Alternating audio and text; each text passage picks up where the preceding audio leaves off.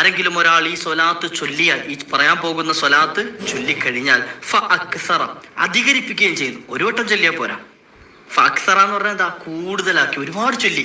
പരിശുദ്ധ ഈ ശഅബാൻ മാസം മുഴുവൻ നമുക്ക് ചൊല്ലാം, ഇൻഷാ അല്ലാഹ്. പറ്റുന്ന റമദാനിലും ചൊല്ലാം. അതുകൊണ്ട് നമ്മുടെ ജീവിതത്തിൽ പതിവാക്കാൻ നമുക്ക് ശ്രമിക്കാം. അള്ളാഹു ഭാഗ്യം നൽകട്ടെ. ഇങ്ങനെ ആരെങ്കിലും അധികരിപ്പിച്ച് ചൊല്ലിക്കഴിഞ്ഞാൽ, ഈ സ്വലാത്ത് ചൊല്ലിക്കഴിഞ്ഞാൽ, നബിയ സല്ലല്ലാഹു അലൈഹി വസല്ലം, ആ വ്യക്തി മുത്തുനബി തങ്ങളെ കണ്ടിരിക്കുന്നു എന്നാ പറഞ്ഞത്. നബി തങ്ങളെ കണ്ടു, അതായത് അത്ര ഉറപ്പാണ്. മുത്തുനബി തങ്ങളെ കാണുക തന്നെ ചെയ്യും. ഹബീബായ നബി തങ്ങളെ കാണുക തന്നെ ചെയ്യും. വനാല സുറൂറൻ വനസറൻ അസീസ. അത് മാത്രവുമല്ല, ആ വ്യക്തിയിലേക്ക് സന്തോഷങ്ങൾ എത്തിച്ചേരും. അതുപോലെ അള്ളാഹുവിന്റെ സഹായം എത്തിച്ചേരും. പ്രതാപം, ഇസ്സത്ത് അള്ളാഹു സുബ്ഹാനഹു വ തആല വ്യക്തിയിലേക്ക് എത്തിച്ചു കൊടുക്കും.